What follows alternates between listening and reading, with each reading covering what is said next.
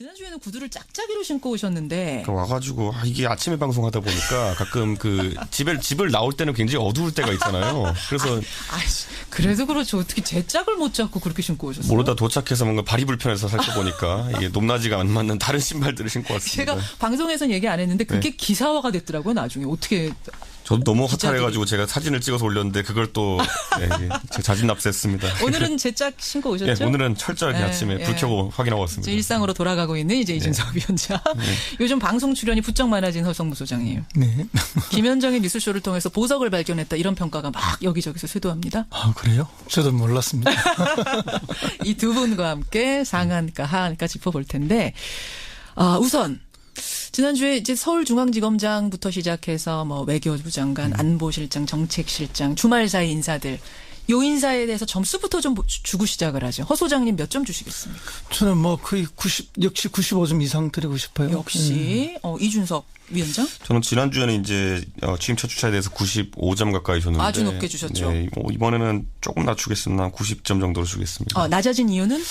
사실 저는 인물들의 면면을 보면요. 각자 의미가 있는 인물들을 인사에 선임했다라는 생각이 들긴 드는데 그 과정 중에서 이제 콕 집어서 얘기하자면 강경화 외무장관 지명자 같은 경우에는 문 대통령이 말했던 인사 원칙을 일부분 깼거든요. 그 말은 뭐냐면 뭐 여러 가지 위장전입 문제라든지 이런 것들. 그 문 대통령이 특히 그 후보자 시절에 거명했던 5대 어떤 이런 원칙에서 못 맞는 부분이 있음에도 불구하고 능력 위주 인사를 이제 한 것인데 글쎄요. 그러면 뭐 저는 그게 뭐 나쁘다 본다기보다는 원칙이 한번 깨졌다는 측면에서 앞으로 청문회가 생각과는 다르게 뭐 순탄하지 않을 수도 있다라는 생각하게 되는 게 박근혜 정부 되짚어서 4년 전에 생각해 보면은 그때도 뭐 딱히 법으로 문제되는 건 아니었는데 예를 들어 뭐 김종훈 미래부 장관 내정자 같은 경우에 본인이 미국 국적을 가졌던 것이 문제돼가지고 낙마하기도 하고 그때부터 많이 꼬이기 시작했거든요. 그러니까 저는 원칙을 깼다는 점에서 외교장관. 그러니까 얼마나 이게 원칙을 깨는 게 정부 입장에서 부담이스러웠으면은 뭐 자진 신고를 했겠습니까? 먼저 말을 했어요. 발표를 했어요. 위장전입했습니다. 한 거 알고 있습니다라고. 네, 근데 그 국민 정서상 자진 신고를 한다고 해서 이게 또 그러면 지금까지 그것 때문에 낙마한 수많은 인사들과 형평을 따져봤을 때 자진 신고한다고 용서가 될 것이냐? 뭐 용서라기보다 넘어가는 문제냐 순탄하게. 5대 원칙이 뭐였냐면 병역, 부동산 투기, 세금 탈루, 위장전입, 논문 표절 이런 인사들은 고위직에서 배제하겠습니다. 이게 공약이었거든요. 허 소장님. 맞습니다. 그게 이제 깨진 거라서. 과거에 우리 이런 표현도 있지 않습니까? 뭐 자수하여 강명차차. 있죠. 그 이제 뭐 자진 신고, 자진 뭐 이렇게 어쨌든 자수를 한 거 아닙니까? 근데 이제 위장전입도 뭐 질이 여러 가지예요. 근데 이 위장전입은 뭐 부동산 투기를 위한 그런 위장전입은 아니고 미국에 있던 딸이 한국 들어오면서 이제 어디로 보낼 건가 해서 친척집에. 본인의 모교 쪽으로 보내고 싶어서 친척집에 위장전입했다. 그래서 이제 뭐 일견 뭐 물론 그것도 당연히 뭐 비난의 대상은 받아야 되는 것이고 또 비판받아야 마땅함에도 불구하고 또 이렇게 자진해서 고백함으로써 국민들의 어느 정도의 양해는 있지 않을까 그런 기대감을 좀 갖고 있습니다. 이건 또 지켜봐야겠어요. 원칙을 깼다. 하지만 과거 위장전입과는 조금 다르지 않느냐. 여러분의 평가는 하여튼 기대해보기로 하고 상한가부터 가보죠. 상한가. 허 소장님. 예, 지금 뭐 방금 말씀하신 것처럼 인사 태풍이 몰아치고 있는데요. 뭐 너무나 이제 많은 훌륭한 인물들이 나오고 있지만 대개의 특징이 보면 스토리가 다 있는 인물들을 주요 직책에 지금 앉히고 있는데 그 중에서도 이제 좀 눈여겨볼 사람이 장하성 정책실장이 아닌가. 장하성 청와대 정책실장, 장하성 교수, 이준석 위원장 상한가. 저는 이제 윤석열 중앙지검장 또는 이제 검찰 조직. 제가 또는이라고 한 이유는 뭐냐면은 둘 중에 누가 상한가가 될지 모르겠어요. 잠깐만. 윤석열 서울중앙지검장하고 검찰 조직이라면 지금으로 보면은 약간 상반된 느낌인데. 왜냐면 윤석열 지검장이 일종의 팽을 당했다가 이번에 다시 쓰이면서 뭔가 개혁을 하지 않겠느냐 기대하고 있는 거잖아요. 전쟁에 공격하는 쪽이 항상 이기는 건 아니거든요.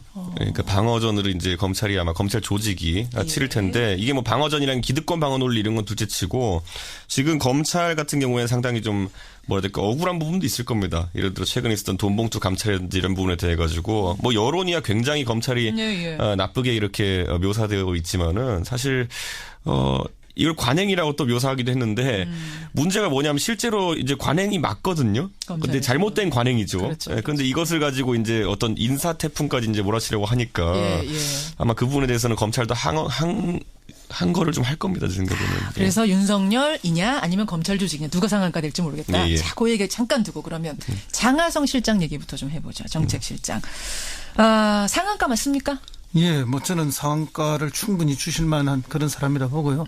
이분은 물론 이제 그동안 이제 안철수 후보의 이제 경제 멘토 이런 역할을 했죠. 그렇죠. 근데 이번에 이제 상고 처리 끝에 모셨는데 자기가 수용하게 된 그 이유 중에 하나가 이번에 초기 인사하는 걸 보니까 이 정도 인사면은 같이 일을 해도 되겠다 이런 결심을 했다 그래요. 그래서 또 사실은 뭐 이게 이 사람도 선비에 가까운 분 아닙니까? 실천가이기도 자기 입장을 바꾸어서 또 다른 분하고 일을 하려면 이게 결심이 쉽지 않죠. 그런 결심을 바꿀 정도로 해줬고 그게 맞아서 일을 한다는 거는 좀 대단한 결심이다 이렇게 보고요. 또 그동안의 삶이 보면은 이분은 뭐 개인적인 삶도 재벌 개혁을 위해서 소액주주 운동을 펼쳤고 또 그 실천가로서의 역할을 해왔기 때문에 충분히 주목받을 수 있는데 사실 집안 자체가 명문가예요. 아니 장하성 실장의 가계도가 오늘 아침 화제더라고요. 독립운동가 그렇죠. 조상부터 쭉 내려오고. 그렇죠. 할아버지 형제가 사형제였는데 큰 할아버지가 어쨌든 상해 임시정부의 외무부장을 했어요.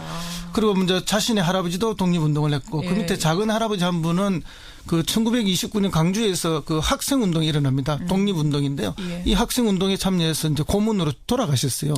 그리고 막내 할아버지도 이제 만주에서 독립운동하셨고 그래서 할아버지 형제 전원이 독립운동이 그다음에 이제 그 다음 세대인 아버지 형제간들이 또 있는데 이분들은 6.25 때 낙동강 전투, 압록강 전투 전부 자진해서 군해갖고 이제 뭐 어쨌든 한 분은 만 14살에 갔다는 거 아닙니까?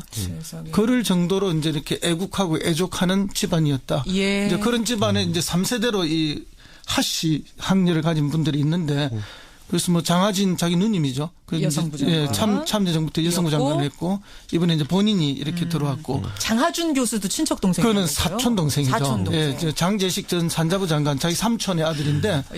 그래서 이분들이 이제 그동안 대한민국에 기여했던 것이 엄청난데 이제 이렇게 손자대 하씨 하형제 학렬 때에 와서 이제 다시 또 대한민국 사회에 기여하는 그런 모습인데 정말 잘해줬으면 좋겠고 그러게요. 국민적 기대가 크다 이런 말씀도 드리면서 사실은 이제 호남의 명문가를 넘어서 이제는 이제 이 세대에 와서 대한민국의 명문가로서 역할을 좀 해줬으면 하는 그런 기대로 제가 오늘 상한가로 잡았습니다. 집안이 좋아서 뽑으신 건 아니죠? 예, 그렇습니다. 그것만으로 뽑으신 건 아니고. 그동안 국가에 기여한 바가 크기 때문에 뽑았습니다. 자, 그러니까 이 장하성 실장이 김상조 공정거래위원장과 호흡을 맞춰서 어떻게 개혁을 이끌어 나갈까? 이게 이제 관건이거든요. 그렇습니다. 이준석 위원장 어떻게 보세요?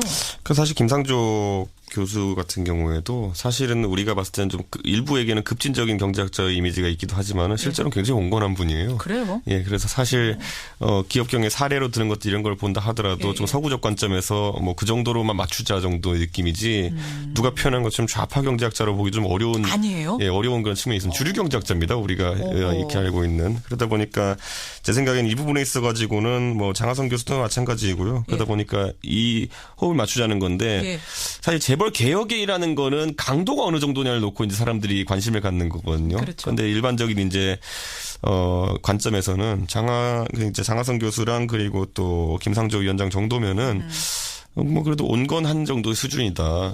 이것보다 더 센 분들도 많아요. 한국에 보면은 찾아보면은. 야, 근데 보수 정당의 예를 들어 뭐 이준석 위원장이 그런 말씀하실지. 아니, 왜냐하면 뭐 김종인 장관 이런 분 생각해 보면요, 그분들은 더 센 메시지도 가끔 그분이 더 세요. 네, 왜냐하면 그분은 정치적 이런 그 메시지를 겸비했기 때문에 말을 더 세게 하십니다. 그렇기 때문에 재벌 같은 거기는 실제로 재벌의 부동산을 매각하는 조치를 했던 분 아닙니까? 예, 그게 그런 이력이 있기 때문에 아마 기업에서도 보면 이 과거에 보면 김상조 위원장 같은 경우에도 2013년에 이제 박근혜 정부 출범하고 경제민주화라는 게 화두가 됐을 때 오히려 삼성이 이분 불러다가 강의를 들었다니까요. 이게 어떤 레벨에서 어떻게 진행될지에 대해서 오히려 컨설팅을 받은 그런 이력도 있는 거거든요. 그러니까 이제 이분들은 재벌을 해체하자는 분들이 아니에요. 재벌을 개혁하자는 분들인데. 재벌들이 너무 벌벌 떨 필요는 없다는 얘기예요. 그럼 물론 뭐 재벌들은 떨 수밖에 없죠. 지금까지 재벌들은 전부 다 이렇게 반칙과 특권, 그다음에 갑질을 해왔던 게 사실 아닙니까? 특히 큰 재벌일수록 더 그랬고. 그런데 이런 뭐 반칙과 특권, 갑질을 없애고 제도 제도 개혁을 통해서 어쨌든 그 경제 민주화를 이루는데 사실은 이제 이 경제 격차 해소가 초점이 뭐이죠. 그렇기 위해서 이제 제도 개선을 쭉 하자는 거죠. 그래서 뭐 대표 소송제를 한다든지 그다음에 공정거래법을 개정해서 더 강력하게 불공정을 거래를 뭐 없앤다든지 이런 그 해서 재벌을 국민의 기업으로 좀 거듭나게 만들자 하는 그런 여기서 살짝 드러나지 않은 인연이 있다면 이제 윤석열 중앙지검장이 특검에 있었잖아요. 근데 이제 특검이 처음에 이제 이재용 부회장 구속 기소를 할 때 처음에 실패했다 두 번째 됐잖아요. 그런데 그렇죠.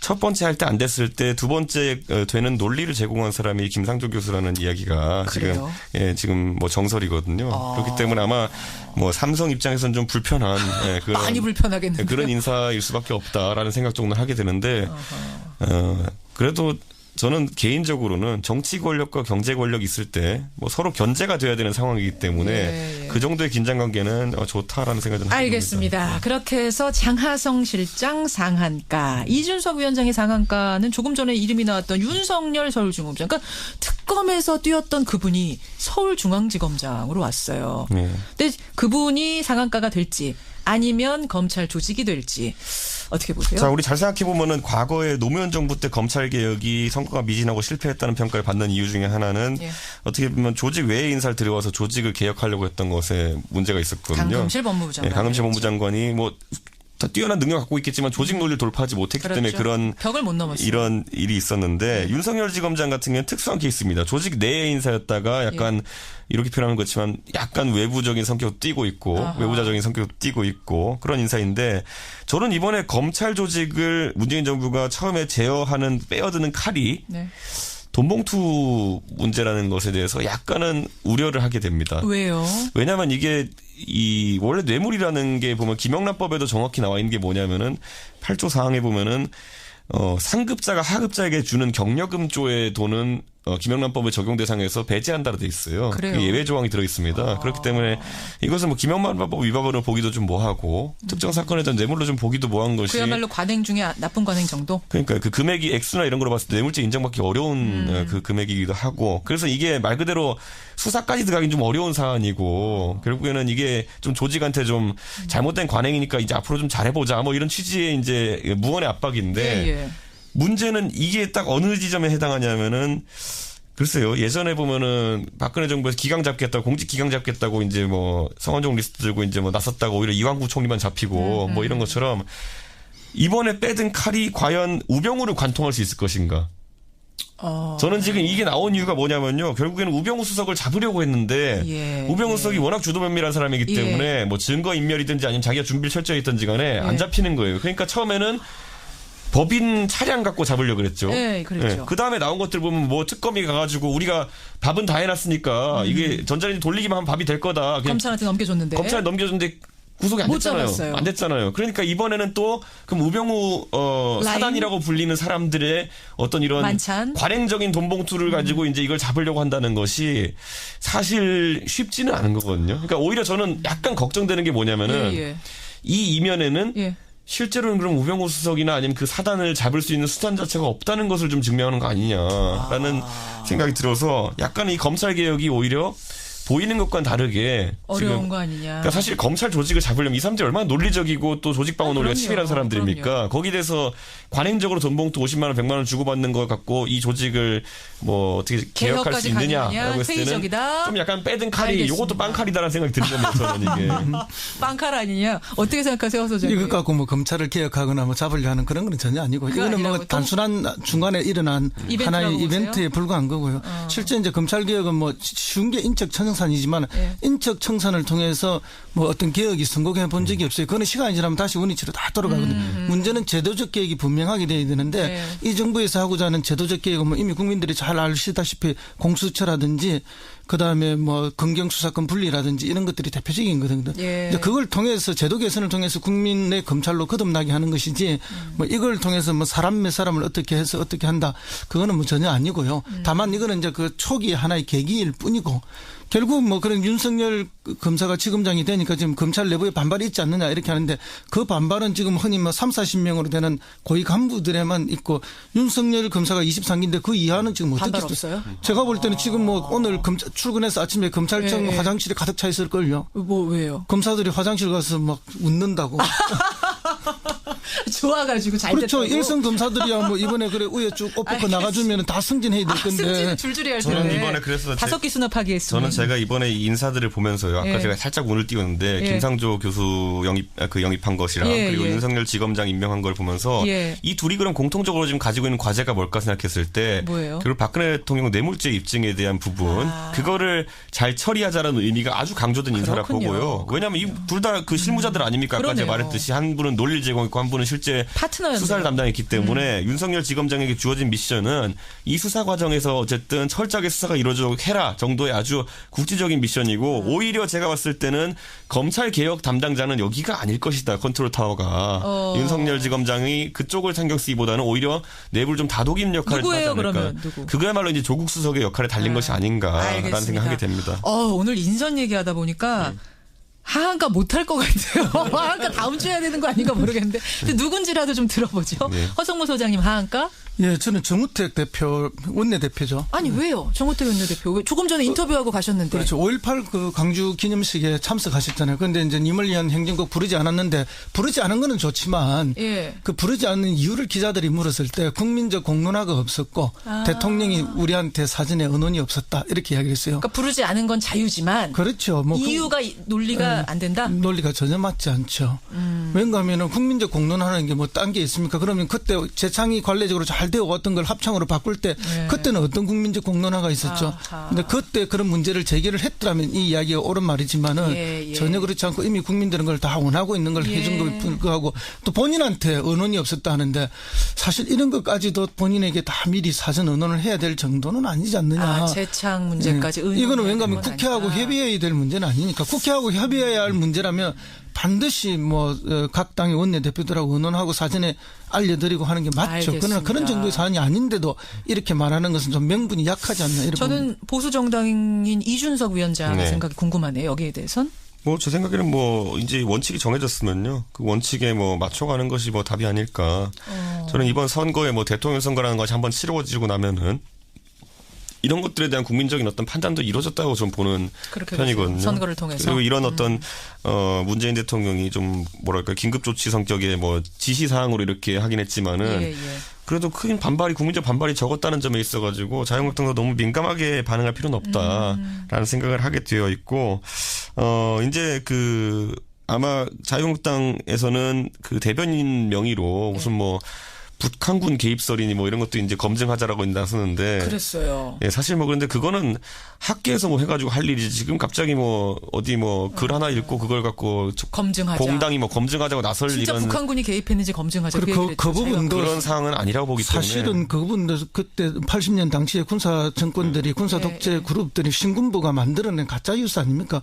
오히려 광주 시민을 폐마하고 광주 5.18 민주화 정신을 뭐 오히려 이제 오염시키기 위해서 그렇게 한 건데 그 가짜 뉴스를 지금 40년이 다 돼가는데도 아직도 확대 재생산하고 퍼뜨리고 믿고 있다는 게 이게 정말 공당에서 있을 수 없는 일을 하는 것이 아닌가 5.18 예를 들어 5.18 소위 말하는 그 보수주의에서 5.18 폭동설이라든지 이런 안 좋은 식의 묘사를 검색하면은 나오는 인터넷에 검색하면 나오는 사이트가 딱 한 군데밖에 없어요. 어디예요? 그러니까 뭐 일간베스트 저장소인데 그러니까 그 아주 특정 진영에서의 특정 좀 몰려 있는 사람들이 주장하는 이론을 가지고 공당이 이렇게 받아가지고 이 당이 이렇게 얘기한다는 거는 좀 이해가 안 가는 부분이긴 합니다. 알겠습니다. 자, 하한가 이준석 위원장의 하한가까지만 들어야겠네요. 뭡니까? 저는 뭐 이제 뭐 친박입니다, 이제. 친박이 왜 하한가로 뽑혔는지 정우택 원내대표와의 인터뷰를 통해서 서로 여러분들도 다 이해하셨을 거예요. 심지어 홍준표 추대론이 나오는 정도까지면요. 그러니까요. 제 생각에는 지난번에 제가 조원진 후보 0.1%도 엮어서 얘기를 한번 한 적이 있는데 이제 거기에 기대서 표를 얻으려고 하는 정치인이 없을 겁니다. 제가 봤을 때는. 친박이라는 것에 기대서. 그러니까 지금까지도 그렇게 뭐라고 해야 될까요? 최순희 사태 국면에서 보면은 진심으로 친박이었던 사람이 있나 싶을 정도로 이제 좀 국면이 가긴 했지만은. 요거 하나만 그럼 확인할게요. 친박이 사라질 거라고 보십니까? 역사 속에서? 저는 박근혜 대통령의 사법 처리 결과에 따라서 조금은 이제 대구 경북 지역에서 특수하게 이제 다를 수 있다 보는데 전반적으로는 이제 좀 그 후광에 기대려고 하진 않을 겁니다. 허성무 소장님도? 저는 뭐 여전히 대구 경북에서는 오히려 더 신화화되어서 살아남을 거라 봅니다. 좁지만 더 강하게? 그렇군요. 자, 이렇게 오늘 뉴스닥 보드엔 상한가 보도엔 장하성, 윤석열 또는 검찰 조직, 하한가 보도엔 정우택, 친박 올리면서 두 분과 인사 나누죠. 다음 주에도 신발 제대로 신고 오시고. 예. 고생하셨습니다. 네, 감사합니다. 허성무, 이준석 감사합니다. 두 분이었습니다. 로 보내고 싶어서 친척 집에 위장 전입했다. 예, 그래서 이제 뭐 일견 물론 그것도 당연히 비난의 대상은 받아야 되는 것이고 또 비판받아야 마땅함에도 불구하고 또 이렇게 자진해서 고백함으로써 국민들의 어느 정도의 양해는 있지 않을까 그런 기대감을 좀 갖고 있습니다. 이건 또 지켜봐야겠어요. 원칙을 깼다. 하지만 과거 위장 전입과는 조금 다르지 않느냐. 여러분의 평가는 하여튼 기대해보기로 하고 상한가부터 가보죠. 상한가. 허 소장님.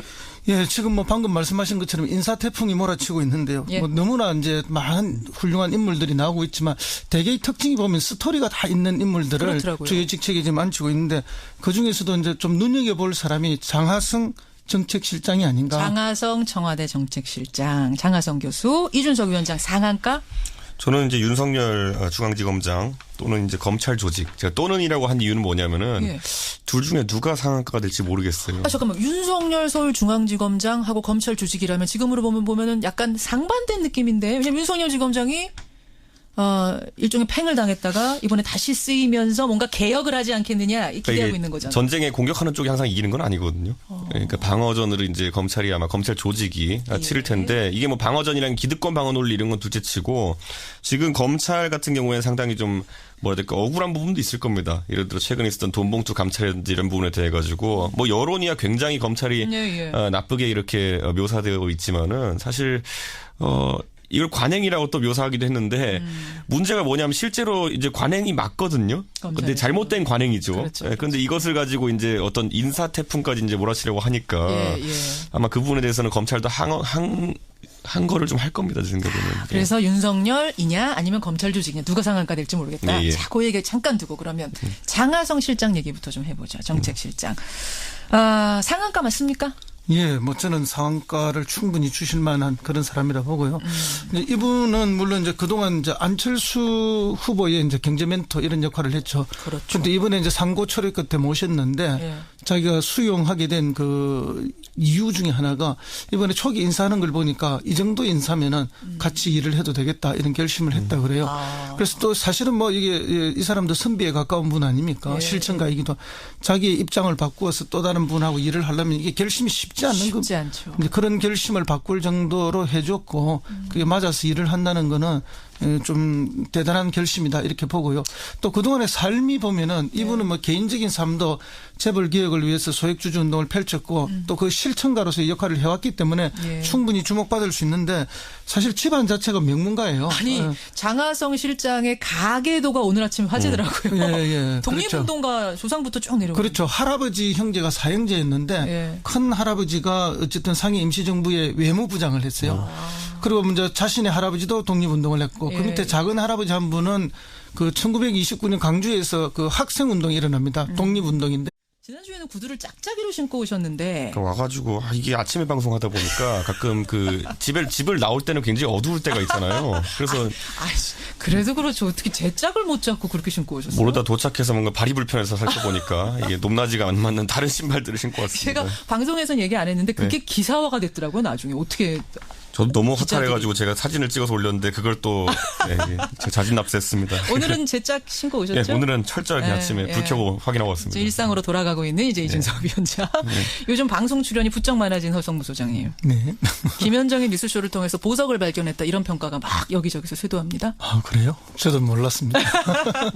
이 두 분과 함께 상한가 하한가 짚어볼 텐데 우선 지난주에 이제 서울중앙지검장부터 시작해서 외교부 장관, 안보실장, 정책실장, 주말 사이 인사들 요 인사에 대해서 점수부터 좀 주고 시작을 하죠. 허 소장님 몇 점 주시겠습니까? 저는 거의 역시 95점 이상 드리고 싶어요. 역시 이준석 위원장? 저는 지난주에는 이제 취임 첫 주차에 대해서 95점 가까이 줬는데 아주 높게 주셨죠. 네, 이번에는 조금 낮추겠습니다. 90점 정도로 주겠습니다. 낮아진 이유는? 사실 저는 인물들의 면면을 보면요. 각자 의미가 있는 인물들을 인사에 선임했다라는 생각이 들긴 드는데 그 과정 중에서 이제 콕 집어서 얘기하자면 강경화 외무장관 지명자 같은 경우에는 문 대통령이 말했던 인사 원칙을 일부분 깼거든요. 그 말은 뭐냐면 여러 가지 위장 전입 문제라든지 이런 것들. 이 학생 운동에 참여해서 이제 고문으로 돌아가셨어요. 그리고 막내 할아버지도 이제 만주에서 독립운동하셨고, 그래서 할아버지 형제 전원이 독립운동이. 그다음에 이제 그 다음 세대인 아버지 형제간들이 또 있는데 이분들은 6.25 때 낙동강 전투, 압록강 전투 전부 자진해서 군해갖고 이제 뭐 어쨌든 한 분은 만 14살에 갔다는 거 아닙니까? 그럴 정도로 이제 이렇게 애국하고 애족하는 집안이었다. 이제 그런 집안에 이제 3세대로 이 하씨 학렬을 가진 분들이 있는데 그래서 뭐 장하진 자기 누님이죠. 여성부 장관. 참여정부 때 여성부 장관을 했고 이번에 이제 본인이 이렇게 들어왔고. 장하준 교수도 친척 동생이죠. 그거는 사촌 동생이죠. 사촌 동생. 예, 장제식 전 산자부 장관 자기 삼촌의 아들인데. 그래서 이분들이 이제 그동안 대한민국에 기여했던 것이 엄청난데 이제 이렇게 손자대 하씨 하형제 학렬 때에 와서 이제 다시 또 대한민국 사회에 기여하는 그런 모습인데 정말 잘해줬으면 좋겠고 그러게요. 국민적 기대가 크다 이런 말씀도 드리면서 사실은 이제 호남의 명문가를 넘어서 이제는 이제 이 세대에 와서 대한민국의 명문가로서 역할을 좀 해줬으면 하는 그런 기대로 제가 오늘 상한가로 잡았습니다. 집안이 좋아서 뽑으신 건 아니죠? 예, 그렇습니다. 그것만으로 뽑으신 건 아니고. 그동안 국가에 기여한 바가 크기 때문에 뽑았습니다. 자, 그러니까 이 장하성 실장이 김상조 공정거래위원장과 호흡을 맞춰서 어떻게 개혁을 이끌어 나갈까? 이게 이제 관건이거든요. 그렇습니다. 이준석 위원장 어떻게 보세요? 그 사실 김상조 교수 같은 경우에도 사실은 문 대통령이 특히 그 후보자 시절에 거명했던 5대 어떤 이런 원칙에서 못 맞는 부분이 있음에도 불구하고 능력 위주 인사를 이제 한 것인데 글쎄요. 그러면 뭐 저는 그게 뭐 나쁘다 본다기보다는 원칙이 한번 깨졌다는 측면에서 앞으로 청문회가 생각과는 다르게 뭐 순탄하지 않을 수도 있다라는 생각하게 되는 게 박근혜 정부 되짚어서 4년 전에 생각해 보면은 그때도 뭐 딱히 법으로 문제되는 건 아니었는데 예를 들어 뭐 김종훈 미래부 장관 내정자 같은 경우에 본인이 미국 국적을 가졌던 것이 문제돼가지고 낙마하기도 하고 그때부터 많이 꼬이기 시작했거든요. 그러니까 저는 원칙을 깼다는 점에서 외교장관. 그러니까 얼마나 이게 원칙을 깨는 게 정부 입장에서 부담이스러웠으면은 뭐 자진 신고를 했겠습니까? 먼저 말을 했어요. 발표를 했어요. 위장 전입했습니다. 한 거 알고 있습니다라고. 네, 근데 그 국민 정서상 자진 신고를 한다고 해서 이게 또 그러면 지금까지 그것 때문에 낙마한 수많은 인사들과 형평을 따져봤을 때 자진 신고한다고 용서가 될 것이냐? 뭐 용서라기보다 넘어가는 문제냐 순탄하게. 5대 원칙이 뭐였냐면 병역, 부동산 투기, 세금 탈루, 위장 전입, 논문 표절 이런 인사들은 고위직에서 배제하겠습니다. 이게 공약이었거든요. 박 소장님. 맞습니다. 그게 이제 깨진 거라서. 과거에 우리 이런 표현도 있지 않습니까? 뭐 자수하여 강명차차. 있죠. 그 이제 뭐 자진 신고, 자진 뭐 이렇게 어쨌든 자수를 한 거 아닙니까? 근데 이제 위장 전입도 뭐 질이 여러 가지예요. 근데 이 위장 전입은 뭐 부동산 투기를 위한 그런 위장 전입은 아니고 미국에 있던 딸이 한국 들어오면서 이제 어디로 보낼 건가 해서 친척집에 본인의 모교 쪽으로